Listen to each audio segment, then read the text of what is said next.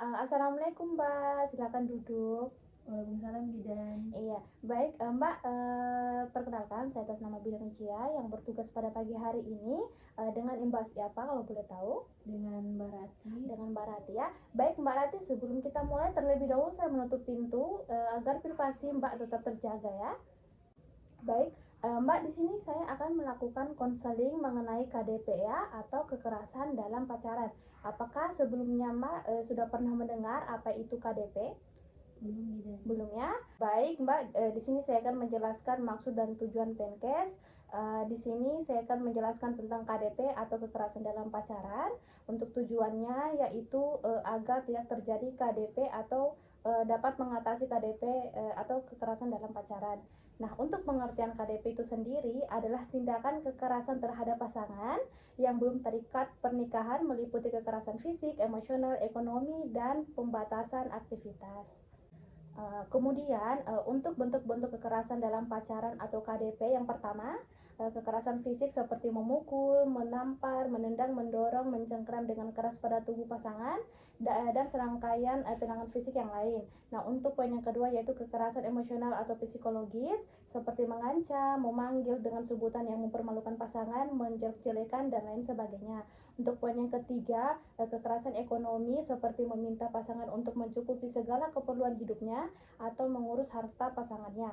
Untuk poin yang keempat, kekerasan seksual seperti memeluk, mencium, meraba, hingga memaksa untuk melakukan hubungan seksual di bawah ancaman. Nah, untuk poin yang terakhir yaitu kekerasan untuk pembatasan aktivitas oleh pasangan, terlalu posesif, terlalu menekang, sering curiga, mengatur apa yang dilakukan, dan mudah marah dan suka mengancam. Nah, untuk faktor-faktor yang menyebabkan kekerasan dalam pacaran atau KDP yaitu tingkat pendidikan yang rendah, pemahaman patriarki, kebiasaan memakai narkoba, sifat temperamental, dan tayangan medis massa.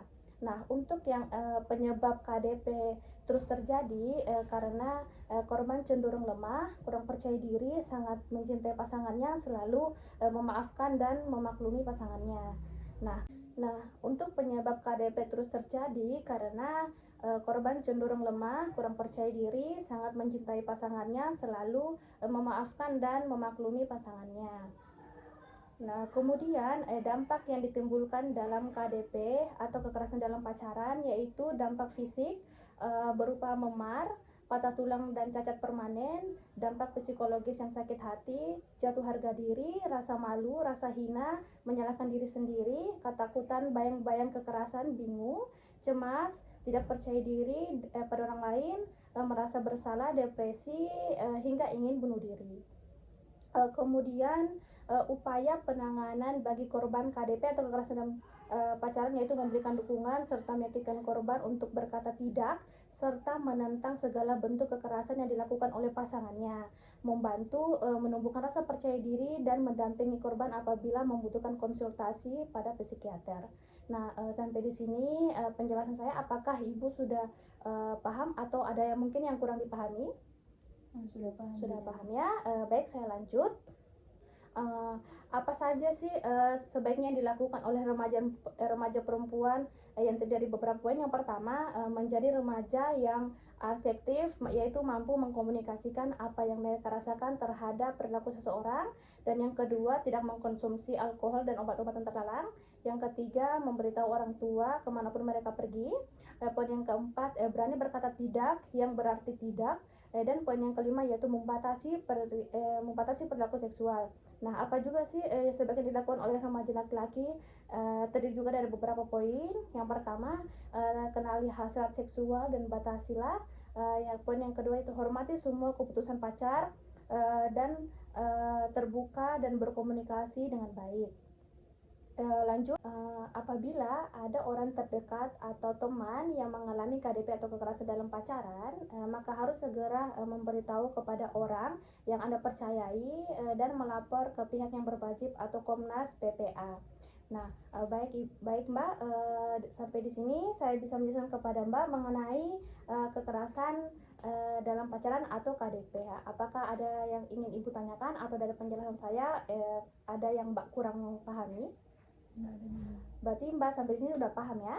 Baik, Mbak, saya akan melakukan dokumentasi ya. Tanggal sekarang, tanggal 4 bulan 10 2022 jam 8. Namanya Mbak Rati tadi ya. Iya Bida. Alamatnya Jalan Candi Asri. Tindakan sudah dilakukan. Telah dilakukan Penkes pada Mbak mengenai KDP atau kekerasan dalam pacaran. Nah, untuk hasil tindakannya Mbak sudah paham dan mengerti ya mengenai KDP. Baik, Mbak bisa tanda tangan di sini untuk hasil dokumentasi pada hari ini.